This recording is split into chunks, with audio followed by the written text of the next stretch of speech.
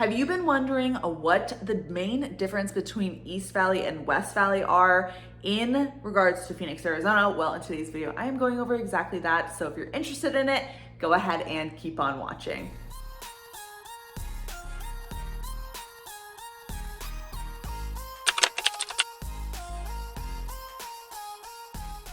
Welcome back to Phoenix Living. I'm Nicole Baker. We are going over that today, but before we get started, you know the drill. I have to let you guys know I'm a licensed realtor here in this beautiful state, and if you've been interested in relocating here, I would love to help you out. My number and email are popping up. If you have questions, go ahead and reach out. Like I said, if you're not quite ready to reach out, no problem. Go ahead and subscribe. I'm going to be posting videos all about the Phoenix metro area and its suburbs every Monday and Thursday at 5 p.m. So I would love to have you guys there to get some more information. But let's get started in today's video. Okay, so there's lots of differences between the West Valley and the East Valley. I'm going to go ahead and pop up the map so you guys can see and really break it down right now for an easier way to understand all of this, because I could understand that it might be a little bit harder to envision what this East and West Valley divide is without seeing it on a map. So as you guys can see right here, Phoenix is right in the middle, and East Valley, I explain it by saying if you cut the freeway, the I-17 right here, that kind of is like, I would say this is Phoenix, like kind of this random little weird piece in the middle. That's Phoenix. So parts of this is Phoenix as well, but I always use the I-17 as like a breaker in between. So on the right-hand side, that is going to be the East Valley. On the left-hand side is going to be the West Valley. So that's really like directionally how I break up the two. So you guys will see me do videos on both sides, lots of videos on the West Valley and videos on the East Valley as well. So there's also the North Valley. I have never said that actually out loud, probably besides in these videos, because I really want to be able to better explain. Like people from Arizona, I don't really see them saying like North Valley.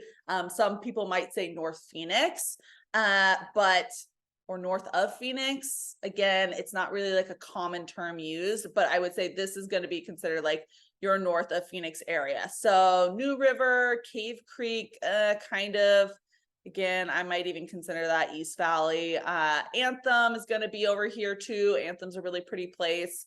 And just kind of this whole North Peoria area is going to be that North Valley, right? So anyways, that's just something in case you guys are looking in this area. I want to make sure I also explain that. So when you guys are talking to me and you're asking questions about this North Valley, I will understand between me and you. Other Arizona people probably won't understand what you're talking about, but at least it'll give you a good direction. So first things first about the differences between the two, we're going to just talk East Valley and West Valley. Biggest difference is price. Pricing is completely different in the East Valley, and that is really because you are looking into more of a developed area. Granted, this West Valley is completely developed. I've lived here my entire life on this West Valley, and my mom grew up kind of like in this area when it was just completely nothing. So it's definitely well developed at this point, but compared to this East Valley, it is not as built out, and you can kind of tell just from the map alone. Let's see. So like, again, this road being the this road being what breaks up the two. If you kind of just go, I can't make a square. Anyway, so this, I will put a square up on the screen over this on exactly kind of like where this little West Valley area breaks off into. And I feel like just from that, like, I mean, all of the East Valley is actually just overall bigger. And I think that has a lot to do with it being more developed. So keep that in mind, but you're going to probably see, depending on where you are, because I'm sure many of you guys have heard of Scottsdale before. It's a very, very popular place. Lots of, millionaires live there. Paradise Valley, again, lots of millionaires live there as well, or billionaires probably even, because that's probably one of the richest places in the Phoenix metro area. But if we're going to compare, let's say Chandler to Goodyear. Goodyear is, if you guys haven't seen my videos about Goodyear, again, it's very widespread overall, but you're kind of looking at this little area. I mean, you're going to see definitely at least $100,000 difference on what you can get for what you can get in Goodyear, if that makes sense. So like if you have the exact same house in Goodyear and then you put that exact same house in Chandler, it's probably going to be close to $100,000 more. Do I know why? No, it makes no sense. That's why I also live in the West Valley, because there's just not that big of a difference. There are some differences when it comes to like how the East Valley looks. There's some very, very beautiful red rock mountains in that area. On the West Valley, we don't have anything like that. It's just your standard, typical mountain kind of situation. There's also a lot of good hiking spots over here in the East Valley. I'm not a hiker, but I've heard from other people that there's a lot of good hiking spots in this area that you might want to consider.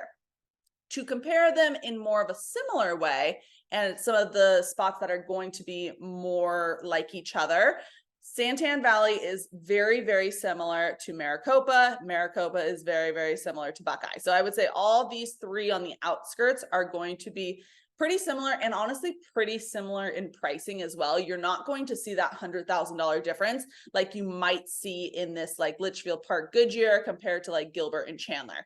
That main spot is definitely going to see a huge difference in pricing. But the reason why I think that the Santan Valley, Maricopa, the city, not the county, Maricopa County is also in this area. So if you're ever trying to explain something to me, make sure you say city or county, because they're definitely different things. And Buckeye. So Buckeye is so close to pretty much everything that you would possibly need. Maricopa is, I mean, from this little area, right, where you don't have that many options. I'll just zoom in here so you guys can see kind of what's going on in regards to like shopping and things like that. It has definitely built out over the last couple of years. I will give you that.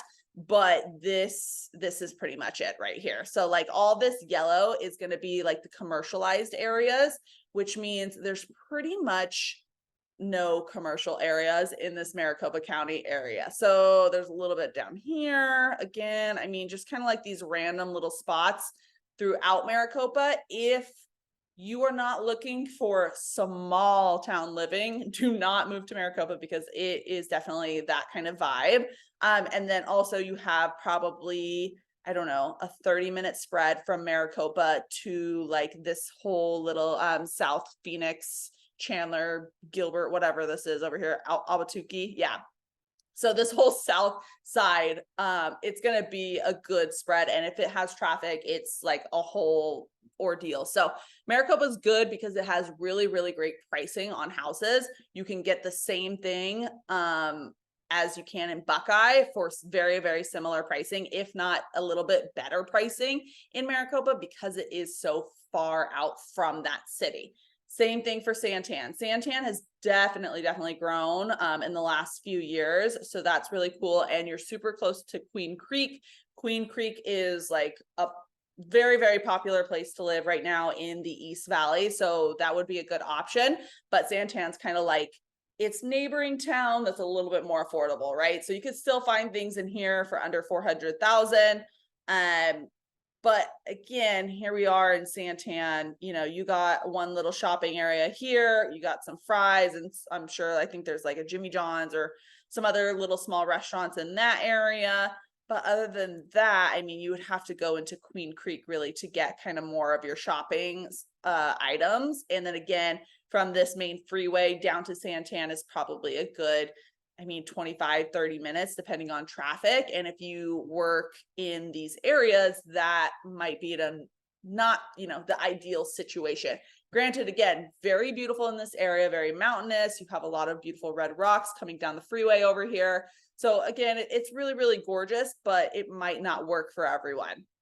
The reason why out of the three, right, Buckeye, Maricopa, and Santan Valley, why I would personally pick Buckeye isn't necessarily because it's the most affordable, right? Like I'm thinking Maricopa is going to be more affordable than Buckeye. But the thing I like about Buckeye is it's really, really well developed. Lots of shopping, granted, not as much as Goodyear, but let's see. Zooming in here. if I can make my computer work, you'll very quickly learn I'm not the best with technology. I don't even know how I get away with filming these videos for you guys because that's how bad I am. But I don't have to be good with technology because that's not my job. So thank God. Zooming in here on the shopping centers of Buckeye, I can make a whole video on just the shopping centers and, you know, kind of doing what I've done in the past for Goodyear, where I drive around and show you guys the different things that are available in this area. You have other shopping centers in Buckeye, and worst case scenario, right? Like you can't find anything that you want in this area. You're maybe 25 minutes away from being in the heart of Goodyear and being able to have tons and tons of shopping. You guys can just tell from the zooming in without me even zooming in here how much shopping is in this main Goodyear area. And that's why I love living there. But again, the average price point is $500, $550. Versus Buckeye, you can still get homes under 400,000 and you're still close to everything. So I think that that's a super big difference between the most affordable areas, East and West Valley. Let's talk about the different types of housing outside of the most affordable ones, right? So like here in this Goodyear area, surprise, you're going to see your very, very typical Arizona stucco tract home, which is amazing. Some people love that. And granted, there are some neighborhoods in here, like, for example, Old Litchfield Park, where you're going to find a little bit more unique ranch style homes, a little bit older and very, very beautiful. If you guys look into Old Litchfield Park at all, this is kind of like a spot that I really grew up in and I love it there. And I would love to end up there someday, somehow, but it's also pretty expensive to live in there. So we'll get there eventually. The point is they have gorgeous homes, older homes that have been completely renovated on the inside to be this just like very, very beautiful, like cottagey. I don't know. It's super unique and lovely in that community, but there's just not a lot of communities like that here in the West Valley. There's a couple others. Verrado definitely is not going to be like cottagey, but they have more unique neighborhoods, right? Like different style homes than the basic tract home that you might find. When we're talking about East Valley, because it is older and a lot of homes are like this whenever they're older, is like that super unique floor plan. Maybe it's definitely a ranch style home, 2,000 square feet, 3 bedrooms on a bigger, you know, piece of land. And it's just simply the most beautiful area. And a lot of the times there are ones that are not completely renovated, but I personally like the ones that are renovated. But it gives you a good opportunity if you're looking for something that's not renovated, or maybe you want this home style that I'm speaking about, but you can't afford it when it is renovated. It gives you a good opportunity. Anyways, we could talk more about this kind of stuff in our Zoom calls whenever we do that. I sit down with you guys and go over exactly what you're looking for and show you even more on the map of what you can find within your price point, and overall come up with a good game plan for you guys. But back to the other neighborhoods here in this area, there's tons and tons of homes like what I was describing in Old Litchfield Park throughout the East Valley in general, like in Chandler, Gilbert, Scottsdale, North Scottsdale, Mesa has a lot of them. Even maybe not these areas down here as much because they are a little bit newer.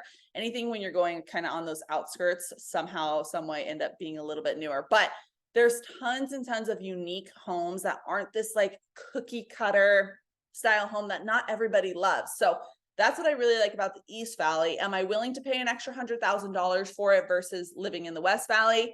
Not right now in my life, but I think that it would be a cool opportunity in the future. Another thing, if you're looking for like tons and tons and tons of shopping, the East Valley is filled with amazing shops, especially Scottsdale. Like I mentioned, there's tons of money in this Scottsdale area. So there are a lot of really high-end places. There's a lot of really cool, unique restaurants, coffee shops, date night places. You definitely are going to have more opportunity for that kind of stuff here in the East Valley versus the West Valley.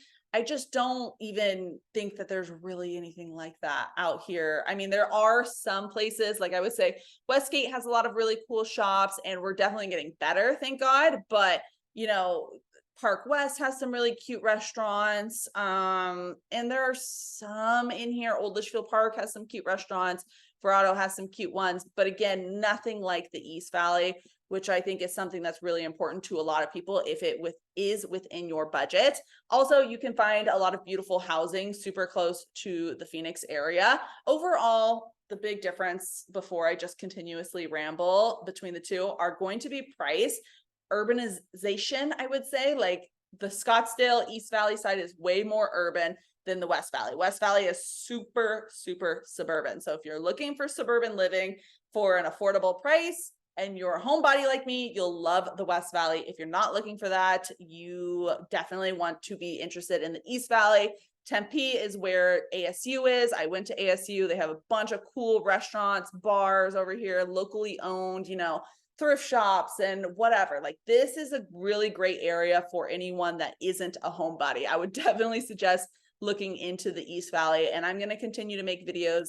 I haven't really done any about the East Valley, but if you guys have suggestions on where you'd like me to do some East Valley videos, I know I have one for one of my potential clients here that came from my YouTube channel. Wants me to do, well, not he wants me to do, he suggested in a non-obvious way that I should do Buckeye and Maricopa because he's thinking about those places. So I was like, oh, that would be a perfect video. So I really, really appreciate your guys' suggestions. It helps me a lot to make the content. I want to know that you guys love it. So hopefully you do. And until next time, guys, I am a licensed realtor here. I would love to help you.